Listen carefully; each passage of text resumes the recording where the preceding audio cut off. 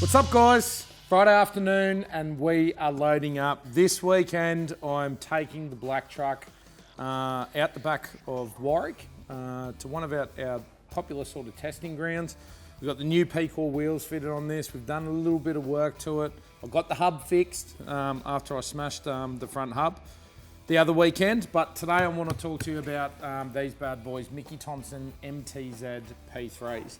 Now, we've been running Mickey Thompsons for a very, very long time. I think over about 4 years now we've been running Mickeys, and I've tried every brand of tyre that you can possibly imagine. And there's that whole debate that goes on with most of the four-wheel driving sort of gear, the Holden versus Ford sort of thing. Everybody's got their own opinion. I'm going to run you through today the reason why I choose Mickey Thompson. Now, I've said it in previous videos before, I've never ever on a trip punctured a Mickey Thompson, and realistically, I don't think that's because we don't go hard enough. Just never been put in that situation. Now, when we're rolling around in the Mega 6 up in Arnhem Land, we got 10 tyres on the ground, you know.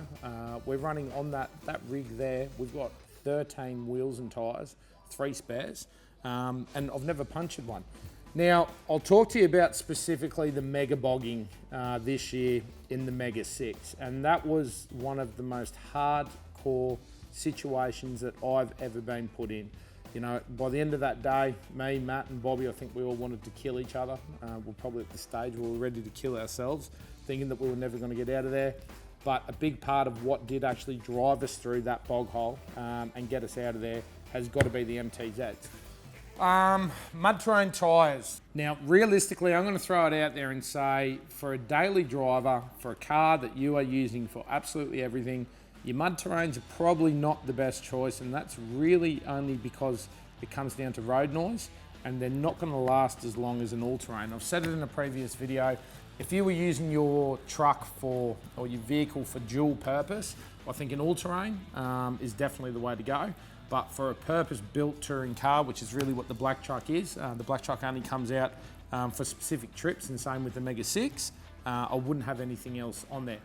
You've got a massive, big, deep, aggressive tread pattern in the mud terrains, and the whole point of that tread pattern, how they specifically design the tread pattern and the depth of the tread pattern, your tyre's not actually working until it starts spinning. So with a mud terrain tyre, the reason why that tread pattern's so much more aggressive and you've got a lot bigger spaces in between your treads is to eject everything out of the tyre. So once the tyre starts rotating, it starts turning, it starts spitting out the mud. That's primarily what it's been designed to do.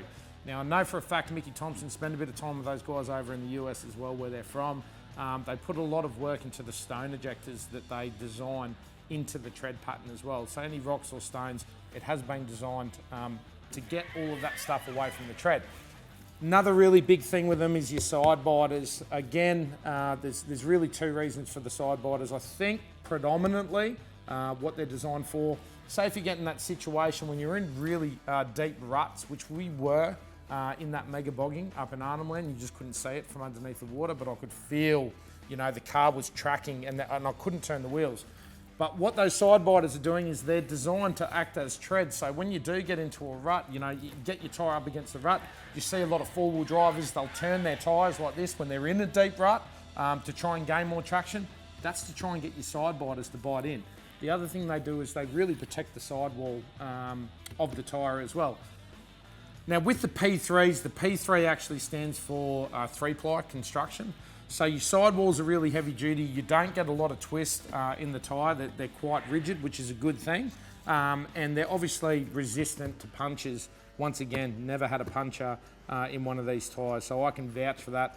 Even over those sharp rocks out at Moab when we were towing the camper trailers around up there, deep bog holes, or even going back to one of my most favourite moments in Patriot games when my son Ashton, the first time he ever drove the truck and he got to recover the black truck.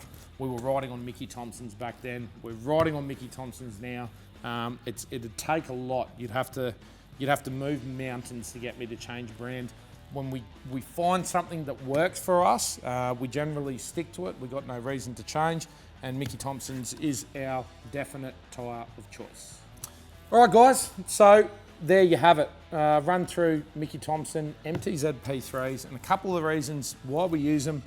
It's Friday afternoon. We're going to finish loading up. and we're out of here.